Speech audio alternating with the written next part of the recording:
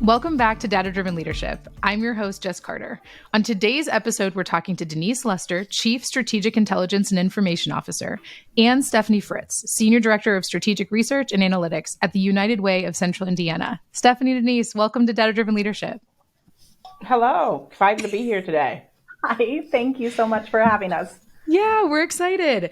So I'm really excited about talking to you guys today, mostly because we've had a lot of private sector conversations on this podcast so far, but there's this huge element of how can nonprofits better leverage data for meaningful outcomes? And I feel like you guys live in that space. Is that right? Can you both kind of, maybe Denise, you go first, but take turns unpacking what is your role and how does data play a role in what you do all day at United Way? So yes, we do live in this role. I appreciate you having us on today.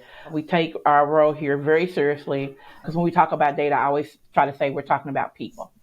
And when you're talking about people, especially human services, you're talking about having such an impact on our lives, especially people. You have people who are in vulnerable situations, people who have been marginalized, things of that nature. We take that role seriously when we're talking about data. So I am the Chief Intelligence and Information Officer here at United Way. I'm responsible for all of our data strategy here at United Way, Central Indiana, in terms of community data, all of our data in terms of showing the impact that we are having on our investments in the community, and also seeing our fundraising analytics data. Awesome. Stephanie, what about you? Yeah, so I'm the Senior Director of Research and Analytics. And so where Denise helps lead the vision, I help with the execution. So I lead the team. Well, I have a senior manager and a director who just received a promotion who come up under me, and then a team of research analysts. And so it's our job to take that vision and then execute it. So we focus specifically on evaluating the impact. So taking the data from our nonprofits and mapping that to be able to see the outcomes. Then we also have a sector that works on helping identify community data. And then we also have a sector where we just support nonprofits in their data collection. So I have those kind of three strategies underneath me that I help on the day-to-day and executing the strategy. That's awesome. So first intrigue I have, because my first job out of college was actually nonprofit work. So one of the first questions I have is, I don't know that I've ever met somebody who was in a nonprofit that had this much effort and energy around their data. Is this a new trend? Are you guys like ahead of the curve? I mean, I'm not asking you to brag. I realize we're nonprofits. We're not always great about that. But I'm seriously curious. Is this starting to happen more often where there's more teams and research teams dedicated to the strategy and the execution and the programs and leveraging data to do so? I always like to think that we're trying to be ahead of the curve and trying to be innovative and looking for solutions to help people, right? I'll start with United Way Network. So in terms of the United Way Network, we are probably the largest or one of the largest data teams in the entire 1,100 United Way Network. We discovered here at United Way that as we were starting to look at data, and we get a lot of money from donors and from nonprofit, other federal, national, state nonprofit organizations and local funders. And we take those investments seriously. So some of the questions we were getting is, hey, we're investing a lot into United Way so they can invest into partner organizations. What is happening? How are we moving the needle? Some of the areas they weren't necessarily seeing the needle move. And so we had to start to reassess, how are we collecting data? How are we thinking about data? How are we measuring outcomes? How are we asking for some of that data back from the organizations that we invest in so we can have the proper strategies, make other decisions. So I've been here almost 25 years. From the time I first got here at United Way to now, there's been a significant change in how we think about data, collect data, report on data, and invest in data. And I think that's important for the human service sector. We think about it in terms of sometimes universities or corporate or things like that, but it's very important for this particular population to understand the needs. Yeah. And if you don't understand the needs, how can you really come alongside communities and to provide some type of assistance or help or be a partner?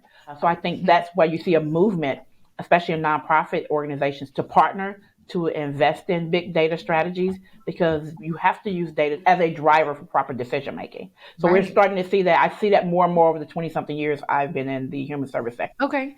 So it is starting to be a movement, but you guys certainly are standing out, especially in the United Way network. I think that's so cool. And it sounds like, from what you just said, funders play a role in that. Like if they're asking for feedback and they want to know if they're moving the needle, to use your example, are we just funding a program in an ongoing way? And maybe that's meaningful, but you tell me if it is. And then do we need a new program? And what should that look like? So it sounds like funders are actually helping us move towards a program efficacy approach to our data. Is that fair? Absolutely think that's fair. I think funders, I think investors, I think clients of those community organizations that we invest in are saying the same thing. So I think we're being responsive to that, or trying to be responsive to that innovative ways. That's awesome. You're seeing like actual clients come in and say like, how effective is this program? So we invest in, we don't do direct programming here at United Way. That's right. We distribute, that's part of the things that I think we do very well. We bring organizations together in terms of partnership and investing in those organizations. And they are the ones or who see direct clients, but we invest in those organizations. Cool. Stephanie, you're going to say something? Yeah, so I would kind of like add into that space. So I'm glad that Denise made that point, because when we are working, we have 88 accredited partners in that we support through United Way of Central Indiana. We also support a huge sector of grassroots and smaller budgeted organizations as well. I'll say within that, I have seen a trend. So I've been at United Way for 6 years in the fall. And when I came on board to where organizations are now, I think to Denise's point, I'm seeing nonprofits move in this direction. There is more community data available. I think board members on nonprofits are asking for more data-driven programming to make sure that what we say in this space is, how are you assessing the needs of your community? And then how are you collecting data to say that your programming is meeting the needs of the organization and the community that you're serving? So there's this growing need to have very localized data, have a very localized understanding through data available, and then collecting the data and assessing that in a way that's not just qualitative, but also quantitative. You have to have both. And I see nonprofits growing in that space, and they've grown tremendously over the course of even the 6 years that I've been here. And one, it's community data, but I also think in the government sector, you see the same thing. The federal government's asking for more information. That's driving state and local governments. And the funding that's being pushed out from there is driving nonprofits to meet those goals. So it's one, internally within the organization to be curious and to collect more information and to report out all information. So it's not just funders, it's also within the state and then also the organizations themselves. So that's awesome. Very cool. I'm excited to hear that. Well, so I don't know, do you guys have a theoretical project you could tell me about that exemplifies how you're using data to evaluate program efficacy?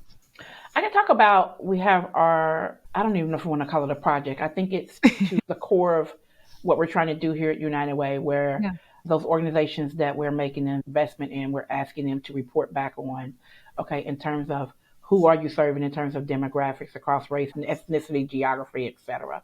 For the last several years, been working on a project with the state of Indiana, particularly the Management and Performance Hub, in partnership with Resultant as well, Department of Workforce Development, and Department of Education, as well as the Commission for Higher Education, where we wanted to, trying to be responsive to the questions we were getting from donors, funders in the community, and ourselves internally as a staff, right? You have to assess your own programs and what you're doing as well in initiatives to say, okay, in terms of the dollars and the clients and things that we're trying to connect, where are the outcomes? Where are we showing progress at? Where are the improvements being made? Where are the gaps?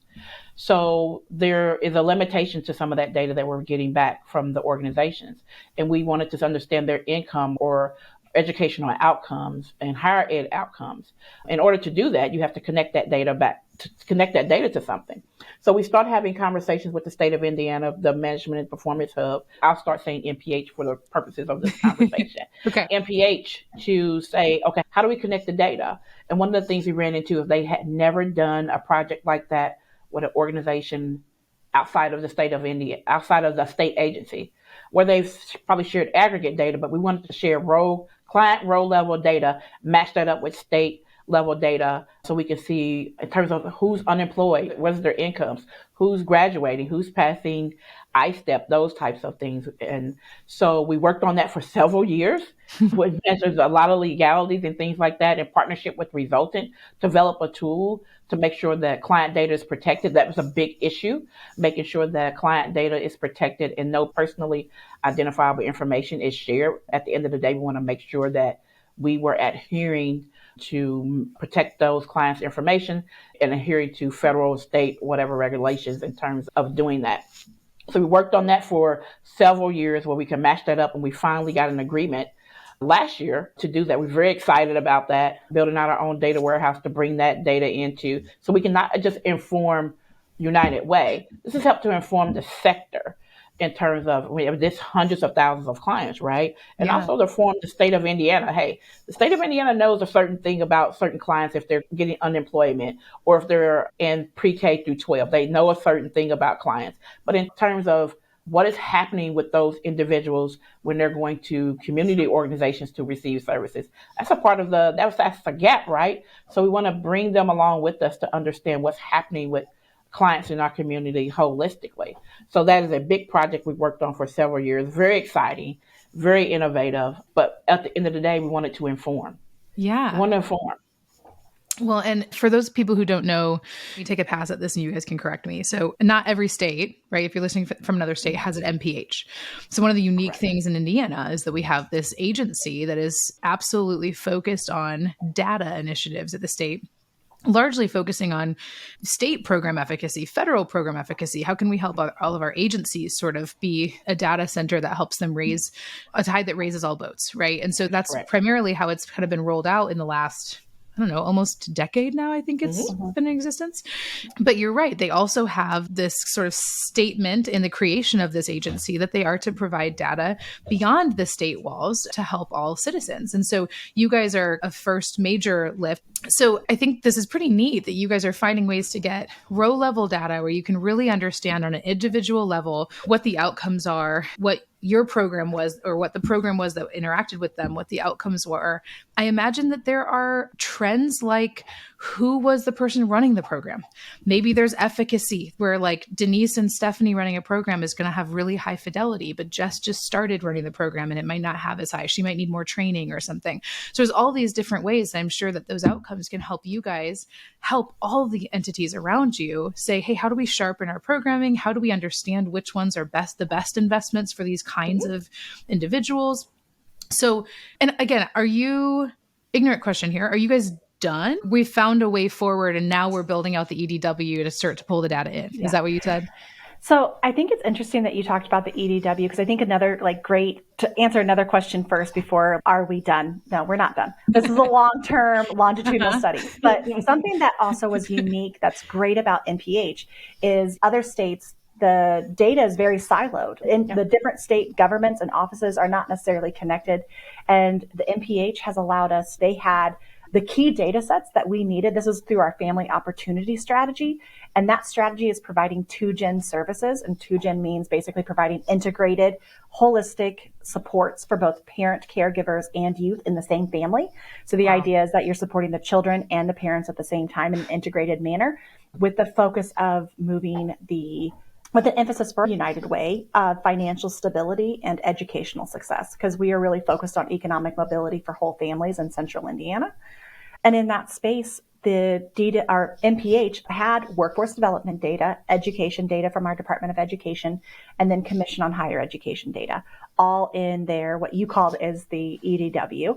And we could work in a partnership with MPH to access, and then also through that, the entities, they help facilitate that conversation with those states all at one time. And it really allowed us to work in a streamlined manner for something that would take a much longer time if we were to have to pursue each entity separately.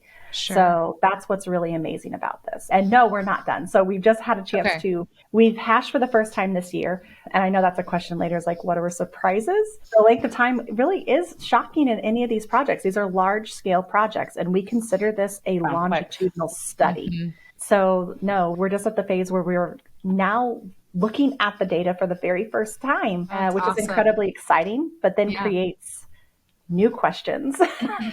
Very exciting. Well, and the importance, I think, too, a lot of people don't appreciate this, but I'm sure it wasn't exciting for every day of the last several years, right?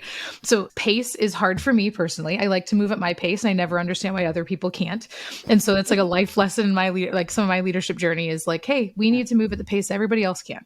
And there might be days when I need a new hobby because what I need to do, everybody else is sort of still working on it. And so that's a leadership journey for me. But I think what's really important is while it takes a while, if you had just tried to do this quickly or cheaply, you're actually at the point when people actually realize, oh, I'm so thankful I didn't do that.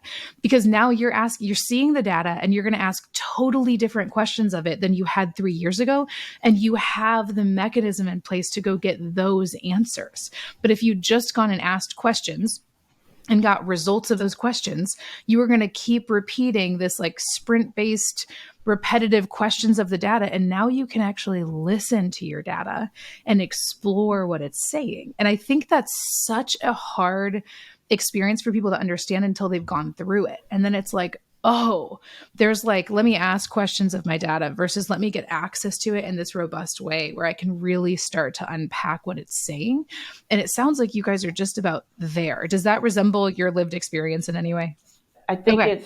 we are big on partnerships. So it's asking questions about our data, trying to listen and trying to learn, but it's also trying to educate. So the listening part is listening internally to what fundraising is hearing from their donors, what the impact team is hearing programmatically or trying to Yeah. develop, what are the marketing and brand needs, but also listening to the partners that we work alongside, those accredited partners and non-accredited partners that we work alongside and we are a certain place with data. They are seeing the clients.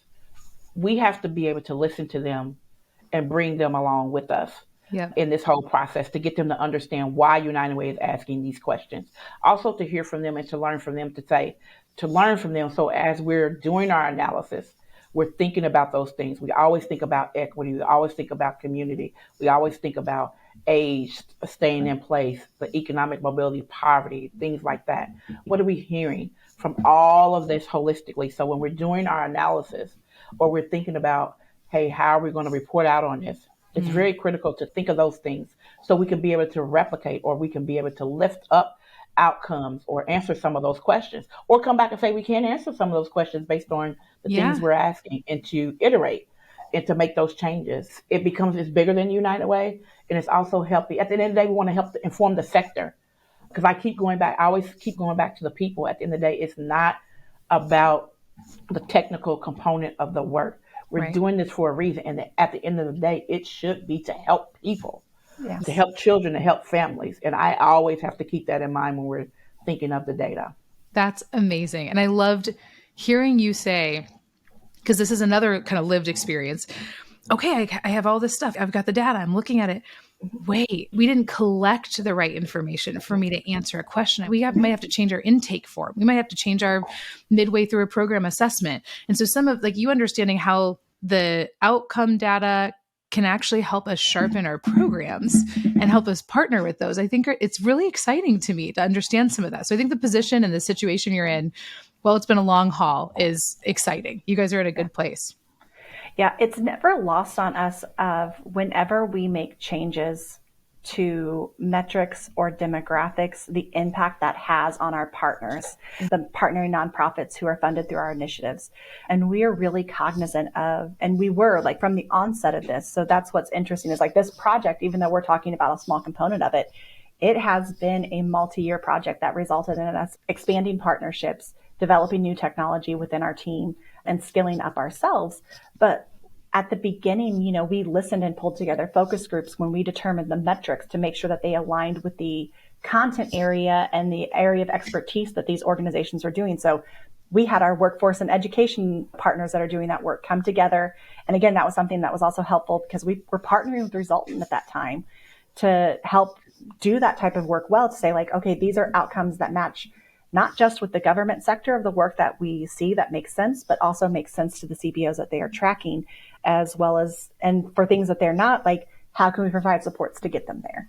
And so I think that's something that's never lost on us. Like when you mentioned the changing of the intake form, that work, like it impacts them directly. So we have to be cognizant of that, and we are. So Yeah, for sure. Well, so yeah, I do want to ask you a few fun questions. So one is, what did surprise you about the project? Oh, there were many surprises. To narrow that down, I think the biggest surprise, I knew there would be a large legal component to the work. Okay. For this particular project, when we were dealing with client information, personally identifiable information, PII, we knew there was, over the years, we were very protective of that as well. In terms of the federal regulation, then you have state regulations, you have community-based organizations. So if you hear us say CBOs, it's our community partners. You have their regulations. There was, I don't have a law background. I have an MBA in finance. But man, you felt like you were getting a law degree Yeah. really quickly, right? And all those things. That was probably the biggest surprise in terms of the length of time it takes to get there, to overcome those obstacles. For me, it was, you had checkpoints to be like, is this the right way? It Mm-hmm. really, you reach points, but at the end of the day, it was worth it. So I think that was probably the biggest surprise of it all. I have to say, I know you're asking for one thing, but also understanding state data and try to understand what they have available and their staffing and their procedures and things for accessing that, right? So those were surprises, trying to think about how they share data Yeah. and learning some of the nuances of that. I would say those are the two biggest surprises. Okay. Yeah. Stephanie, what about you? I think I echo that. I think I walked away from this process in the sense of, especially working with state partnerships, I have a lot of respect for how much care and they really protect. They have high regulations around protecting that data. And as a citizen, I like that. Yeah. So I do understand that. And we take that very seriously, as well as Absolutely. here too. I think another surprise that I had was for us actually in this was we also had the challenges of COVID that happened Yeah. as we were doing these like initial agreements and we were like working through this, and the state had to pivot and focus on the COVID Wow. response. And so that really paused us. So that was something that was, I think, really unique to this project and just showed that like different priorities. But what was a surprise in that is like we were still able to accomplish this. Like, yes, it ended up being stretched out and took longer, but it was still doable as long as you have a good partnership and you keep the communication and you're able to keep being a little bit of a squeaky wheel to keep like, oh yes, like we know, we're appreciative, we'll work with you, we can take a back seat right now, but then just keep the ball rolling and momentum on the project.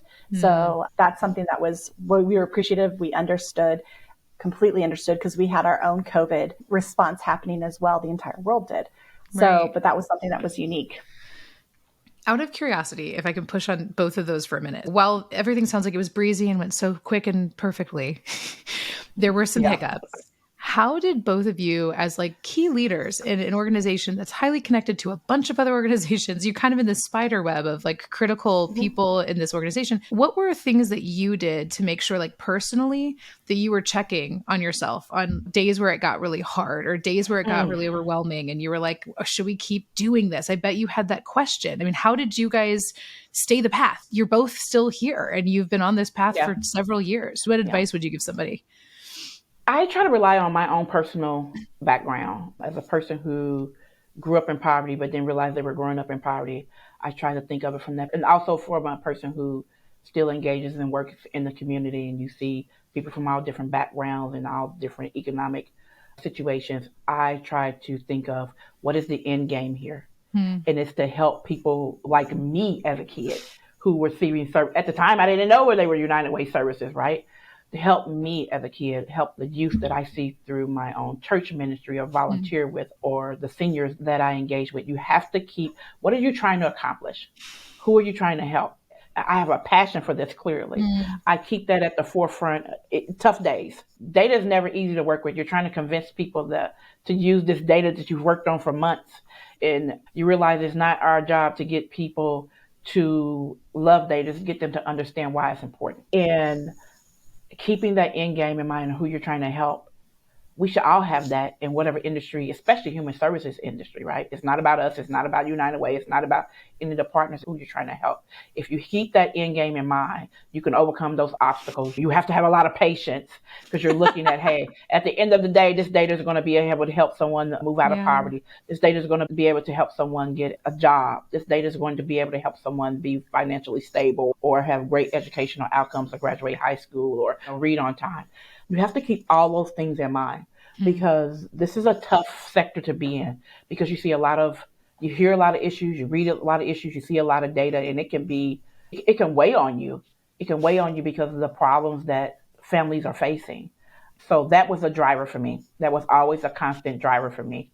And I believe in the power of data to produce outcomes to move people out of situations that have been created for them, whether they've been marginalized or forgotten about. And I believe in the power of data to make decisions. Wow, that's powerful. Okay. Stephanie, what about you? Were you hanging on to your why too, is what it sounds like?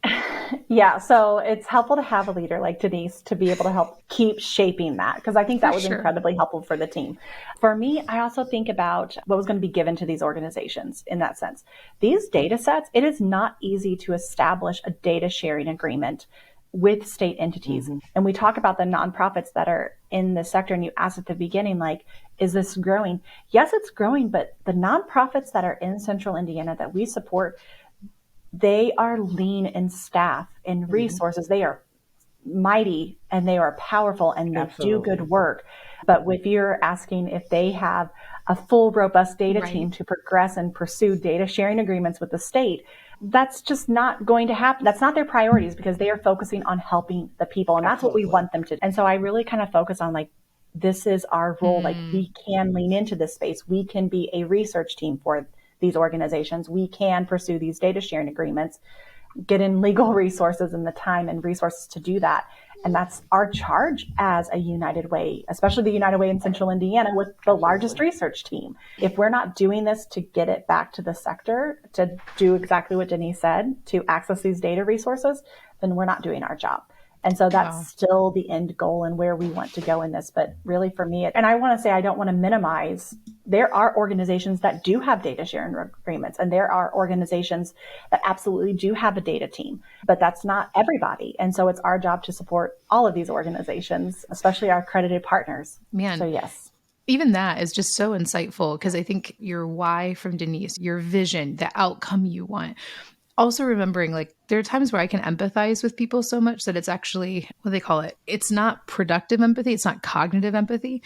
And so I've had to learn that in some ways, Stephanie, I could see being in your position and empathizing with some of these other entities and being like, yeah, like, this is just like, I don't know if it's ever going to work. Okay. But your ability to recognize we're in a unique role where we have unique resources and skills to bring to this community of entities, of nonprofits, of partners, of CBOs, where we can stand in the gap in some of these ways, is like another way, I think, to tie yourselves back to your purpose and the way that you're serving this greater entity. And I think in dark days, this is pretty wise advice. You guys are preaching in good ways. So thank you for sharing some of that. Because I think a lot of leaders, you probably hear this a lot, they just feel lonely. And I think especially with data, you can start to have these moments when it's like, doesn't it matter? Am I making a difference, or am I just playing? And you need to know that at some point we're working towards the stuff that does. And I think you guys have done that for the long haul in a way that's really impressive. Okay, another question I have for you. What you did sounds really hard, a little bit intimidating, but also really cool. So if some entity had some resources at their disposal and wanted to do something similar, they want to build a data warehouse or gather data from outside entities about outcomes that would help evaluate their programs or help them understand how their programs are doing and serving their constituents. What advice would you give them on where to start or how to think about creating a similar solution? So, oh my gosh, if you ask us like advice of what to do, I'm trying, like, we actually have like a list that we were like brainstorming before this. I'm like, which do I pick from? Say them all. So, like, we want to hear it. This is great. I know. So the one that I called out, actually, because since I'm kind of like on the stage of like execution, and I work very closely with, and my team works very closely with the nonprofits who are supplying a lot of the data, and then also using this hashing solution to connect their PI data, we had to articulate the why, and we had to communicate the long-term vision to our various stakeholders, but more importantly to the nonprofits who are supplying this information. We had to train and think about, and that's like the biggest takeaway, was like thinking about all of the learning styles. When I felt like I had a handout and that wasn't enough, we had videos, we have manuals, we have quick videos. We, like, our list of resources in order to educate and communicate is just like a growing list of resources, because when you are working with 88 different organizations, you're working with a multitude of learning styles. And so we really had to be intentional. We had to acknowledge that in order to get the best quality data, it's never a one and done moment. It's a continuous education. And then we really had to think through the process of supporting our partners in collecting that information. And so that means for us, like, when it's time for them to submit data, we don't stop at just like, here's the information. We now have we provide all the information. Then we said, oh, well, let's do now office hours. So we have quarterly office hours where anybody can log on and get 30 minutes with one member of me or my team. Or the week of submissions, it's a all hands on deck, because when you have nonprofits who are also dealing with staffing transitions of their own, it's not unreasonable for one of us to make a last minute drive to an organization. And I've done that, where the morning of submission, I go on site and I'm helping them actually submit and walk them through that. And that's, for our space, we have to be just as committed to supporting them to get the best quality of data as we are asking them to be committed to us. And so that's like the biggest takeaway in that, is like, you can't, as a data team, you cannot just be like, well, why aren't they giving me the best quality data? You can't do that if you are not supporting them in their journey of data literacy. That's exactly, you use the right word, where like the data literacy piece too. It hadn't struck me yet that all of those entities are in different paths for data literacy, data maturity. And so you're working with whoever, and they're usually in those organizations because they're passionate about the mission and they're really good with people. And so the ability to leverage data doesn't mean that everyone's walking in with a data science degree. So back to Denise, I'm struck back to your comment you said earlier, where it's like, I don't have to make you fall in love with the data. I just want you to understand how you can use it as a tool in your toolbox. That's really powerful and really complex. That's a great point. I think the other thing I probably had, your question was about if they had all of the resources. I would, one, make sure you're trying your best to bring that your full leadership team is engaged in this process. Your board is engaged in this process, as well as your team. Be realistic about expectations and setbacks and the time to do something like this. It's not easy, but if your desire is to be, whether it's to be data informed or data driven, and if your desire is to do, data is important to communities. I fully believe it's our job to use data to bring about change for communities. If you're in an organization and you have programs and you're seeing people, it's your job to be able to understand what is happening with those people in those programs, and to use data and to try to be as innovative as possible to bring about the best outcomes for those particular clients. I think data is used in a lot of different places, and people don't realize that. When you're getting from the federal government, the amount of social services dollars is based on data, census data, and things like that, that's coming back in the community. It is our job to do the best we can to leverage that data, analyze that data, report back on that data to help the people that we say we're trying to help. There's a huge accountability measure there. And if you have the resource to do it, I understand that their first thing is to make sure that they are doing programming for their clients. Data is not always the first thing they want to do and collect, but it has to be in the plan. Because if you don't do that, then you're not fully doing your due diligence to help that client long term. Wow. And I believe that if you build that in, the qualitative story is important, but so is the quantitative. It is just as important, because lifting up the outcomes, telling people what's happening with zip codes, communities, townships, people of color, LGBTQ, telling people what's happening in those communities and the things that are happening that are really good, but the things that are happening that are really impacting people in how they live day to day. Using data to do that, I think, is all of our responsibility. And if we're not doing that, then we're not being really responsible to those dollars and those clients. I believe that with everything that I have in me. And I think that if you have the resources to do it, you should make some level of investment in your data programming, your data initiatives in your organization. And that depends on budget size, right? But you should be being able to go to your board, be able to say to your clients, these are the outcomes we're having. This is what we're seeing in our programs. This is how we're going to pivot our program based on your feedback, based on who we're serving. Yeah. I just think that's the right thing to do. You structure it so differently in my mind, where I think I've thought in the past that it's this difficult thing where people on the ground really understand what's going on in their community. And you're like, right, but if we get the data from there, we're just giving it back to them in a way that they can better leverage it to make better decisions. Absolutely. As for you to phrase it as that's their responsibility. That's a tool that they should be using to help their community, to help the communities around them. It used to be when we had it, we'd use it. But the change in, hey, this is stuff that we should have. This is stuff that we should use. It could change an outcome. That's like a life. That's a quality of a life that can change. And I think it's really empowering. That's the word that I keep thinking about when enter into this conversation is just, I think the vantage point you both bring to this whole journey and project is a vantage point of empowering everyone and saying, hey, we're just trying to be somebody who helps everyone along on this road because we want all of your outcomes to be realized, because we want your clients' outcomes to be realized. And I think that's Absolutely. really cool. And I acknowledge the fact that it's not easy. It is not easy.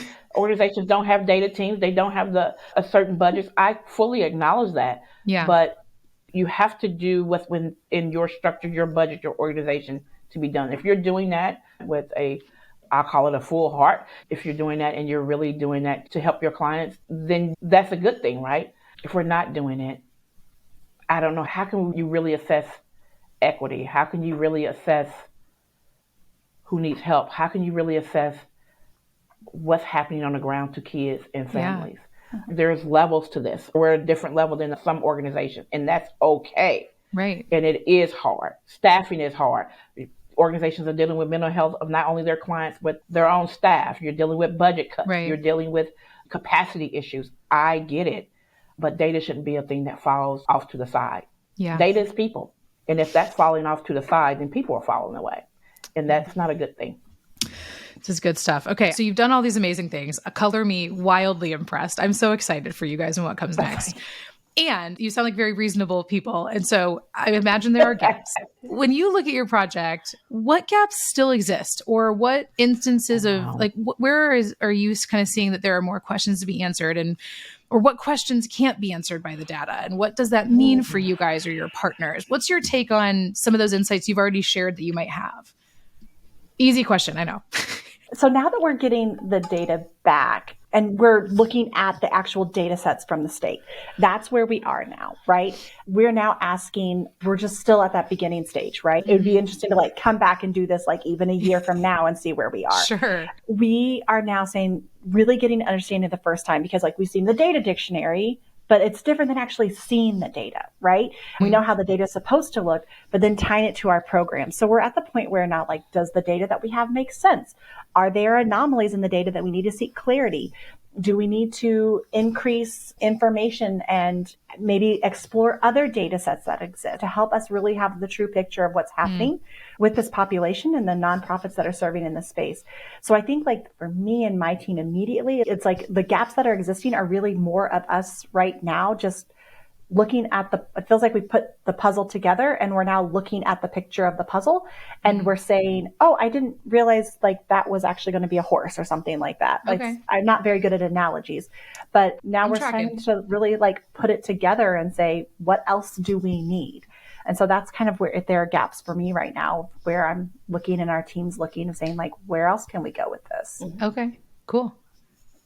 I would agree with Stephanie. I think you always question, is this enough? I always say, is this good enough? I'm always assessing, how can we be better?